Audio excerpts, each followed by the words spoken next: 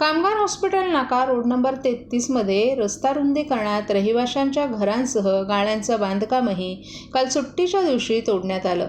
पालिका प्रशासन आणि वनविभागानं ही कारवाई केली आहे. यामागे कोणत्या अदृश्य शक्तीचा हात आहे यामध्ये रहिवाशांमध्ये संभ्रम निर्माण झालाय. इंदिरानगर नाका रोड नंबर 33 कामगार नाका हॉस्पिटल येथे रस्ता रुंदीकरण करण्यासाठी घरं तोडली होती, परंतु आता वर्षभरानंतर त्या जागी रविवारी देखील सुट्टीचा दिवस पाहून गाळ्यांचं काम झालं असूनही रहिवाशांची घरं पुन्हा तोडून नेमकं काय साध्य झालं असा प्रश्न रहिवाशांनी विचारलाय. रस्ता रुंदीकरणाच्या नावाखाली घरं तोडून गाळे बांधकाम करताना कोणती अदृश्य शक्ती आहे? ठाणे महानगरपालिकेला काहीही माहीत नाही. रविवार पाहून अशी कामं का होतात? विशेष म्हणजे त्यांच्या बाजूला पक्षांची कार्यालय आहेत, त्यांचाही विरोध नाही. या गोष्टीचं अजब वाटत असल्याचं रहिवाशांचं म्हणणं आहे.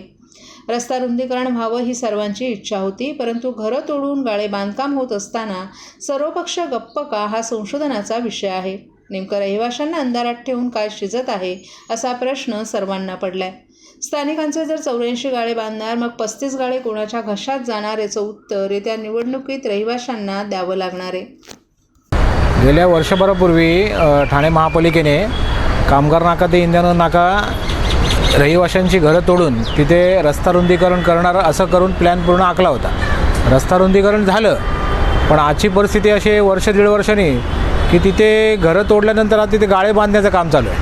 म्हणजे सर्वात दुर्दैव असं आहे की स्थानिक रहिवासी गेली 45 वर्ष तिथे राहत होते, तिसरी पिढी त्यांची आहे, आणि त्यांना उठवून तिकडून माझीवाड्याला तिकडे भाडेतत्त्वावर घरं देण्यात आली, आणि हे सगळं रहिवाशांचं फार मोठं दुर्दैव आहे. आणि आज अशी परिस्थिती आहे की तिथे इतर पक्षाची कार्यालय आहेत, आणि त्या कार्यालयांच्या बाजूला जिथे घरं तोडली तिथे आज गाळ्यांचे बांधकाम, ते पण सुट्टीच्या दिवशी रविवारी. मला असं म्हणायचं आहे की आम्ही ठाणे शहरात राहतो, आज आमचे सन्माननीय मुख्यमंत्री आहेत, पण मुख्यमंत्र्यांनी विधानसभेमध्ये अधिवेशनात असं सांगितलं होतं की ठाणे शहरामध्ये कुठेही अनधिकृत बांधकाम झालं तर आम्ही अधिकाऱ्यांची तात्काळ बदली करू म्हणून. आणि मला हेच बघायचं आहे की आता मुख्यमंत्र्यांचा आदेश अधिकारी किती पाळतात. खरं तर रहिवासी पूर्णपणे लोकप्रतिनिधीवर अवलंबून असतात, आणि आजची परिस्थिती अशी आहे की तिकडच्या स्थानिक लोकप्रतिनिधींना याची कल्पना आहे की ते गाळ्यांचे बांधकाम चालू आहे.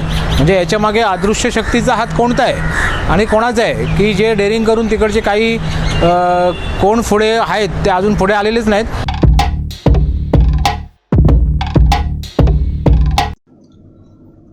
लोकसभा निवडणुकांसंदर्भात जिजाऊ शैक्षणिक सामाजिक संस्था मागील अनेक दिवसांपासून मोठ्या प्रमाणात सक्रिय झाल्याचं दिसून येत आहे.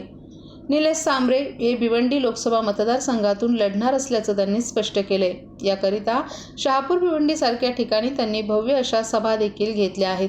अशातच ठाणे लोकसभा क्षेत्रातील कळव्यात आज जिजाऊचा मेळावा पार पडला. येथील लोकप्रतिनिधींनी लोकांच्या सेवेकरिता कामं न केल्यास ठाणे व कल्याण लोकसभा देखील जिजाऊ लढवेल असे यावेळी निलेश सांबरे यांनी सांगितलं. दरम्यान ठाण्यातील कळवा परिसरात हा मेळावा घेत असल्यानं येथील कॉर्पोरेट आणि आमदारांमध्ये देखील विविध चर्चा सुरू होतील असं अप्रत्यक्षपणे नाव न घेता सांबरेंनी कळवा मुंब्रा विधानसभेचे आमदार जितेंद्र आव्हाड यांना टोला लगावल्याचं दिसून आलं. मात्र आज झालेल्या जिजाऊच्या मेळाव्यातून जिजाऊ शैक्षणिक सामाजिक संस्था आगामी काळातील ठाणे महानगरपालिकेच्या निवडणुका लढवणार असल्याचे संकेत या मेळाव्यातून दिसून येत आहेत. त्याविषयी काय सांगाल? नक्कीच त्यांना संधी देतोय आम्ही, इथल्या सगळ्या लोकप्रतिनिधी त्यांनी काम करावं. जनता ही आपले दैवत आहे, ज्यांच्या त्या दैवतामुळे आपण पदावर बसतोय.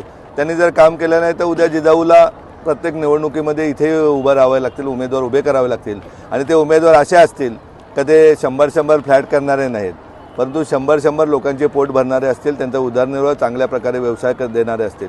एका रात्रीत पत्त्याच्या बिल्डिंगी बांधणारे नसतील, परंतु इथल्या भूमिपत्राच्या जागेवरती जे अन्याय होतात ते अन्याय नक्कीच दूर करणारे असतील. आणि राजकारण हे पवित्र क्षेत्र आहे, त्या पवित्र क्षेत्रातून मंदिर आहे, पवित्र मंदिर आहे, त्याच्यातून 100% समाजकारण करण्याचे काम आमचे लोकप्रतिनिधी करतील. ज्याप्रमाणे जवाहर अर्बन बँक राहू दे, जिल्हा परिषद पालघरमध्ये आमचे सभापती आहेत, नगरपंचायत विक्रमगड नगरपंचायतला नगराध्यक्ष गेले 2 टर्म आहेत, ज्याप्रमाणे मोखाडा आणि तलासरीमध्ये नगरसेवक आहेत ते जशा प्रकारे काम करतात, शेकडोने सरपंच आहेत, त्याप्रमाणे इथलेही आमचे नगरसेवक काम करतील. इथलेही आमचे आमदार खासदार जे निवडून येतील, आमचे जे उमेदवार असतील ते 100% प्रामाणिकतेने काम करतील.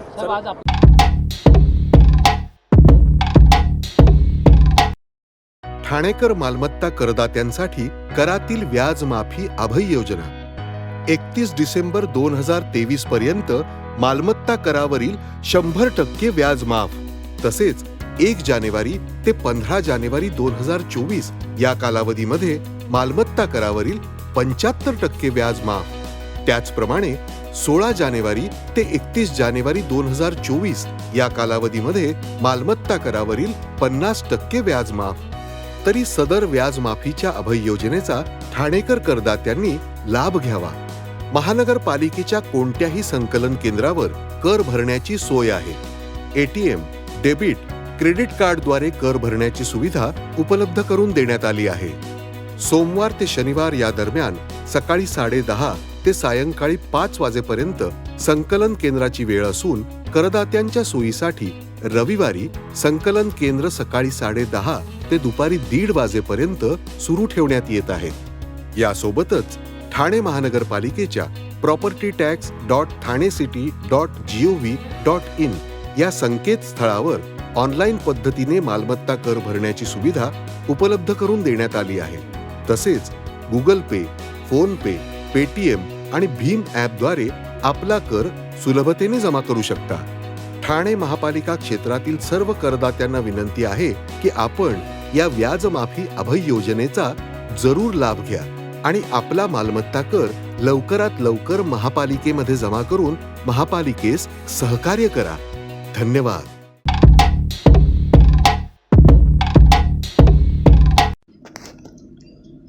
छत्रपती शिवाजी महाराज चषक राज्यस्तरीय कबड्डी स्पर्धा या राज्यस्तरीय क्रीडा स्पर्धेतील पहिल्या क्रमांकाच्या ₹1.5 लाख पारितोषिकाची रक्कम आता ₹5 लाख, दुसऱ्या क्रमांकाची ₹1 लाख पारितोषिकाची रक्कम ₹3 लाख आणि तृतीय क्रमांकाची ₹75,000 पारितोषिकाची रक्कम ₹2 लाख अशी घोषणा मुख्यमंत्री एकनाथ शिंदे यांनी केली आणि ठाण्यातील धर्मवीर आनंद दिघे क्रीडा नगरी खेळाडू प्रेक्षकांच्या जल्लोषाने आणि टाळ्यांनी दुमदुमून गेली.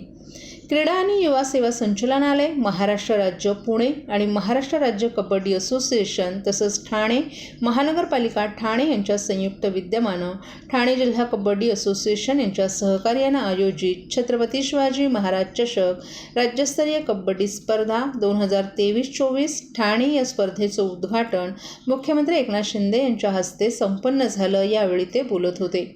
या स्पर्धेत एकूण 16 मुलांचे आणि 16 मुलींचे संघ सहभागी होणार आहेत.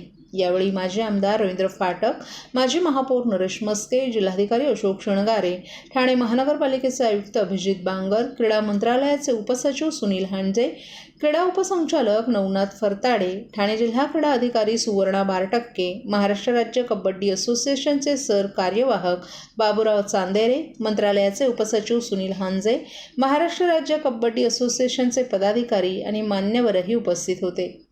आपल्या भाषणाच्या सुरुवातीस मुख्यमंत्र्यांनी माजी मुख्यमंत्री स्वर्गीय मनोहर जोशी यांना आदरांजली वाहत स्वर्गीय मनोहर जोशी यांनी 25 वर्षांपूर्वी या स्पर्धेची मुहूर्तवेळ रोवल्याचं सांगितलं. बुवा साळवे यांचंही यासाठी अमूल्य योगदान होतं. या आठवणींना त्यांनी उजाळा दिला. आपल्या मातीतला खेळ जगभर पोहोचवण्यासाठी सर्वांनी प्रयत्न करायला हवेत. आपल्या खेळाडूंनी राज्याचा आणि देशाचा नावलौकिक जगभरात वाढवलाय याचा अभिमान असल्याचंही त्यांनी सांगितलं. राज्यातील खेळाडू गुणवान आहेत. त्यांना प्रोत्साहन देण्यासाठी शासनानं त्यांच्या बक्षिसांच्या रकमेत भरघोस वाढ केली आहे. प्रधानमंत्री नरेंद्र मोदी यांनी या देशातील खेळाडूंना आणि युवकांना खेलो इंडिया, फिट इंडियाच्या माध्यमातून विविध संधी उपलब्ध करून दिल्यात. राज्य शासनाने या स्पर्धेसाठी 75 लाख रुपये तर ठाणे महानगरपालिकेनं 1,11,00,000 रुपये इतका निधी दिल्याचंही त्यांनी सांगितलं. कबड्डी खेळासाठी ठाणे महानगरपालिकेने घेतलेल्या या पुढाकाराचा इतरांनी आदर्श घ्यायला हवा. मैदानी खेळांना जास्तीत जास्त वाव द्यायला हवा. यासाठी शासनाच्या वतीनं मैदानी खेळांसह पारंपरिक क्रीडा महाकुंभ भरवण्यात येणार आहे. खेळाडूंनी खेळाचं उत्तम प्रदर्शन करून खेळाच्या माध्यमातून देशाचा आणि राज्याचा नावलौकिक वाढवावा. या कार्यक्रमाच्या सुरुवातीस मुख्यमंत्र्यांच्या हस्ते स्पर्धेचं ध्वजारोहण संपन्न झालं.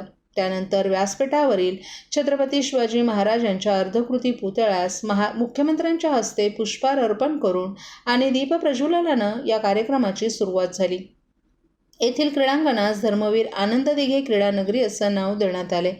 या कार्यक्रमाच्या निमित्तानं शालेय तसंच महाविद्यालयीन विद्यार्थ्यांनी जिम्नॅस्टिक, मैदानी खेळ आणि गणेश वंदना आदी कलाविष्कारही सादर केले. क्रीडा उपसंचालक नवनाथ फरताडे यांनी प्रास्ताविकेत या स्पर्धेबाबतची माहिती उपस्थितांना दिली. माजी महापौर नरेश म्हस्के यांनी आपलं मनोगत व्यक्त केलं. या कार्यक्रमाचं सूत्रसंचालन राणा प्रतिभा यांनी केलं. या निमित्तानं जिल्हा क्रीडा अधिकारी सुवर्णा बारटक्के आणि ठाणे महानगरपालिका अधिकारी मीनल पालांडे यांचाही मुख्यमंत्र्यांच्या हस्ते विशेष सन्मान करण्यात आला. उद्घाटन कार्यक्रमानंतर मुख्यमंत्री एकनाथ शिंदे यांनी मैदानात श्रीफळ वाढवून आणि खेळाडूंची भेट घेऊन त्यांना शुभेच्छा देत कबड्डी स्पर्धेस शुभारंभ केला.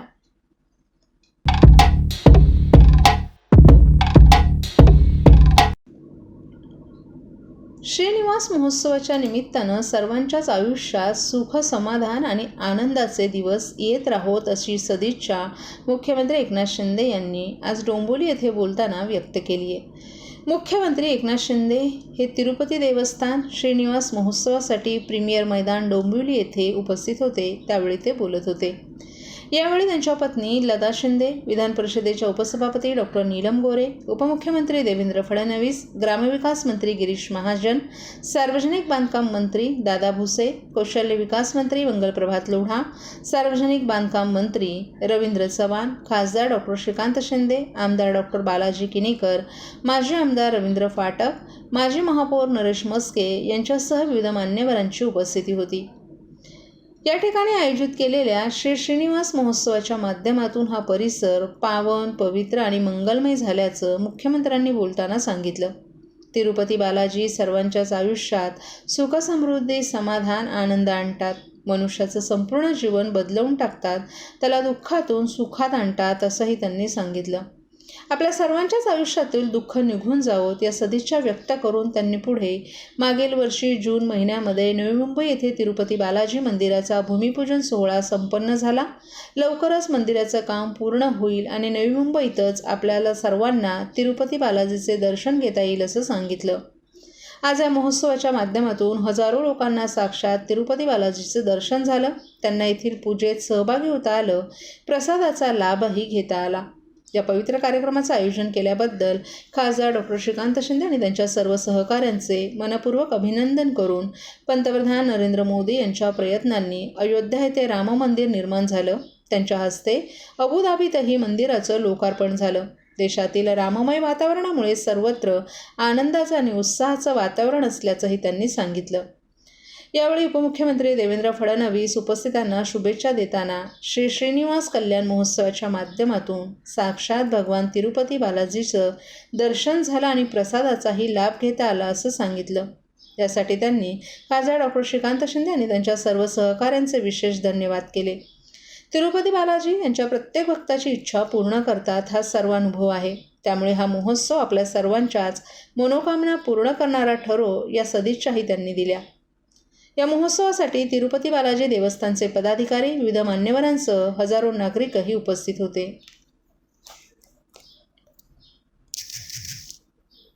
नव्या मुंबईमध्ये तिरुपती बालाजी त्यांचं मंदिर, त्याचं भूमिपूजन केलं. साक्षात तिरुपती बालाजीचं साक्षात मंदिर त्या ठिकाणी होतंय. म्हणजे त्यांना तिरुपती बालाजीला जाणं सगळ्यांना शक्य होत नाही आणि त्यांनी इथे नव्या मुंबईमध्ये दर्शन घडावं या हेतूने आपण त्याचं भूमिपूजन केलंय आणि त्याचं काम सुरू आहे. तिरुपती बालाजीच्या बाजूला पद्मावतीला देखील तिथे जागा पाहिजे. जागा देणारे आम्ही कोण? तिरुपती बालाजीच्याच कृपेने सगळं होणार आहे आणि त्यामुळे इथे नव्या मुंबईमध्ये आपल्याला दर्शन घेता येईल. आणि खरं म्हणजे हे वर्ष खूप आनंदाचं आहे. 22 जानेवारीला अयोध्येमध्ये राम मंदिर निर्माण झालं. भव्य दिव्य राम मंदिराचं उद्घाटन झालं.